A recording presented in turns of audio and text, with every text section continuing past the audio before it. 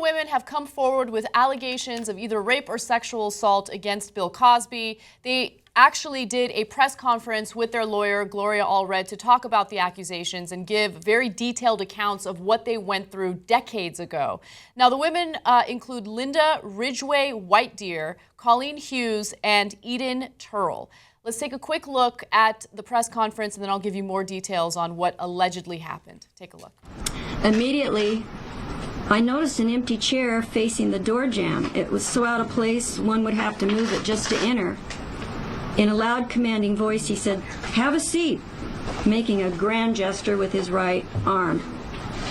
My instinct was to roll the chair over to the desk where it belonged, but Cosby seemed to be in a hurry all of a sudden. Bill had ordered a bottle of champagne and some hot and cold hors d'oeuvres. He was drinking champagne out of my Gucci pump. I said, "You, don't do that. That's gross. I just walked 3,000 miles in that shoe." He raised the shoe toward me, offering the drink in my shoe to me, and said a princess should always drink champagne out of a glass slipper. I told him, "Try and keep it light. Just lunch, remember?" That is the last thing that I remember until I woke up about 5:15 in the afternoon. I felt him step toward me and put his hands over the backs of my hands. He began to move our hands together like an exercise many actors know as the mirror exercise. I played along and made sure that his lower body stayed away from my bottom. When he was finished with this, he then pulled me into him, wrapped both our arms around me like lovers would, and whispered in my ear, "See? This is all that we were going to do. Make love. This is making love."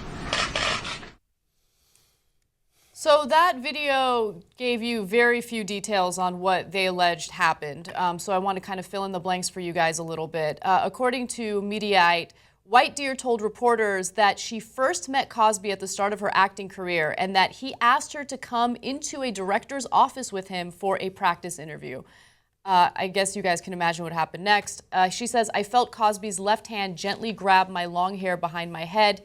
His giant frame blocked the door, so if anyone should try to enter, they would not be able to see what he was doing." At that point, she claims that he had his penis out of his pants and that he forced her to fillet him. Yes. So at that point, she got emotional and had Gloria Allred kind of step in. But then she also said, "When Cosby was done, there was a horrible mess of semen all over my face, my clothes, and in my hair. He took out a Kleenex to try to wipe off my face." And then she finished up by saying, "I was bordering between vomiting and passing out. He was mumbling that I had been blessed with his semen like holy water." So, you know, on the one hand, it's disturbing to hear all these things, obviously, and to have someone that everybody, you know, liked, looked up to in some way, be exposed for what he really is. And it's made the whole country uncomfortable, right? Mm-hmm. In another way, it's a really good thing that he got exposed, obviously for the clear reasons that now we know, and perhaps there could be some justice, but also for the reasons that it sheds light into how sexual assault and rape happens and happened in this country, and how people got away with it, right? And so people would talk about it, but it wouldn't get this kind of spotlight, mm-hmm. right? And it's not just about Bill Cosby. This happened with a lot of guys in power. It's not to blame all guys. Of course not all guys did it. A tiny minority did it. But it happened over and over again, and in fact affected a lot of women. And so you see how they would use their power, in this case Cosby, right? And then afterwards, they turn the full might of that power on these women to intimidate them so that they never came out. And then how many times have you heard in stories, well, they never said anything, they never said anything. And as you go through the grueling details of all these different cases against Cosby, you begin to see why they never said anything. Right. I mean, you also have to keep in mind that things have progressed tremendously for those who are victims of sexual assault and rape. So these instances happened decades ago when the climate was very different for women. And so here you have a very powerful man who's been accused by many women, dozens of women, of doing this. And he was extremely famous. He did have every resource at his disposal. And, you know, in that one lawsuit where he settled out of court involving the Temple University employee, remember, one of the things that she was suing him for was defamation, right? Because he had used all of these terrible insults toward her to intimidate her, to defame her character, to basically prevent people from believing her account of what occurred. And so all of these young women at the time who wanted to be actresses, who were looking forward to having a successful career, of course they're going to be intimidated by him, because not only is it going to make people question the validity of what they have to say, it could also negatively impact their careers by coming forward and accusing someone who's very famous of doing these things.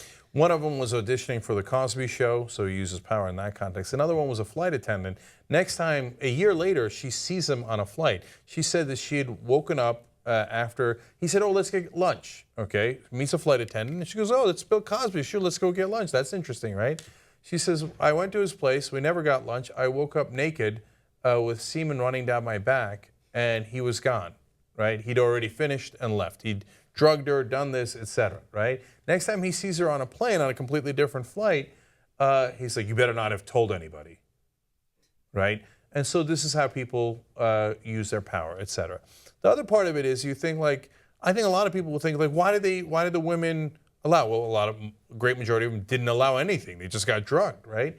But for the women who had her head forced down, etc., you see through their stories how the real world works, right? Mm-hmm. In that moment, she's dazed, confused, intimidated, overwhelmed. She doesn't, and so before she knows what happened, all of this ensues, right? And that's how things happen. And so you got to be understanding of that. Don't make blanket assumptions like, well, I mean, she went in the room, she did this, she did that, because sometimes this is how it goes down. And it's good to shed a light on it so we can see how we can combat it in the future. And by the way, when is his wife going to speak out? I know, this is incredible. I mean, at this point, it's close to 50 women at this point who have come forward saying that they've been assaulted by him in some way or another. How does she stand by him? And I don't know, either she's in denial or she knows what the reality is and she just doesn't want to leave him. It's crazy. No, she's got to be in deep, deep denial. But I think at some point that dam might break, right? Because at some point, these women are going to tell stories that are going to sound a little too familiar to her. Mm-hmm. And she's going to go, wait a minute, maybe they're not all lying. Because I remember when he used to do X or Y or Z, right? And then at some point, I don't know if she's at some point going to say, no mas, I can't take it anymore, right? Wow, I've never seen something like this before, man, where somebody had this positive an image turned to this negative an image based on information we found out that we didn't know about them. Amazing.